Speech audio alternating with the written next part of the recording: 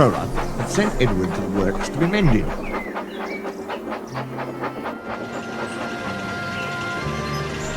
Near the works station, Edward noticed a narrow-gauge engine standing in an open-sided shed.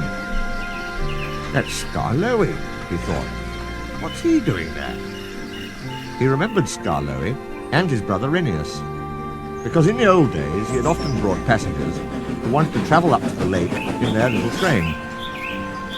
As the men at the works could not mend him at once, Edward asked them to put him on a siding close to Skarloey.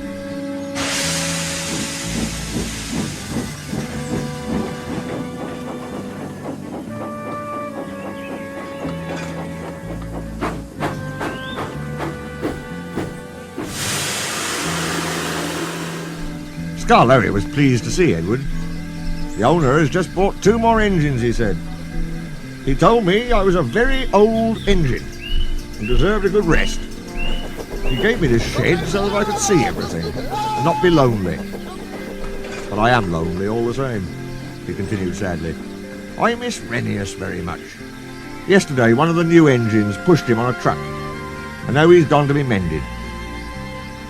I wish I could be mended too, and pull coaches again. Have your coaches got names? Asked Edward. Oh, yes. There's Agnes, Ruth, Jemima, Lucy and Beatrice. Agnes is proud. She has cushions for first-class passengers. She pities Ruth, Jemima and Lucy, who are third class with bare boards.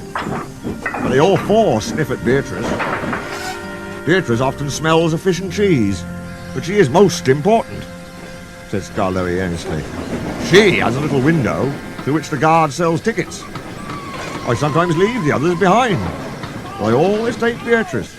You must have tickets and a guard, you know. Of course, said Edward gravely. Rheneas and I, continued Skarloey, used to take turns at pulling the trains. We know everybody and everybody knows us.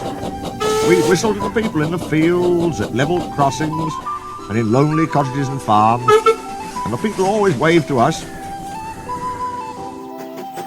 We love passing the school playgrounds at break time, and then the children will always run over to the fence to watch us go by.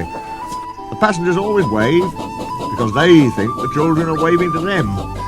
But we engines know better, of course, said Skarloey importantly. Yes, we do indeed, agreed Edward. We take your tourists to the lake and then get ready to pull the train back. We enjoy the morning journey home, because then our friends from the villages come down to do their shopping. We whistle before every station. Look out! And the people are there ready. Where's Mrs. Last? Asks the guard. She's coming. And Mrs. Last comes running onto the platform. We'll leave you behind one of these days, Mrs. laughs our driver. For we know he never will. We stop elsewhere too, at farm crossings and stiles, where paths lead to lonely houses. Rheneas and I know all the places very well indeed, and our driver used to say that we would stop even if he didn't put on the brakes. Sometimes on market day, Ruth, Jemima and Lucy were so full of people that the guard would allow third-class passengers to travel in Agnes. She didn't like that at all, and would grumble, first-class coach, third-class people. That made me cross. Shut up, I'd say, or I'll bump you. That soon stopped her rudeness to my friends. Just then, some workmen came. We're going to mend you now, Edward, they said. Come along. Goodbye, Skarloey. Thank you for telling me about your railway. It's a lovely little line. It is, it is. Thank you for talking to me, Edward. You've cheered me up. Goodbye. Skarloey watched Edward being taken back to the works. Then, shutting his eyes, he dozed in the warm afternoon sun. He smiled as he dozed, for he was dreaming, as old engines will, of happy days in the past.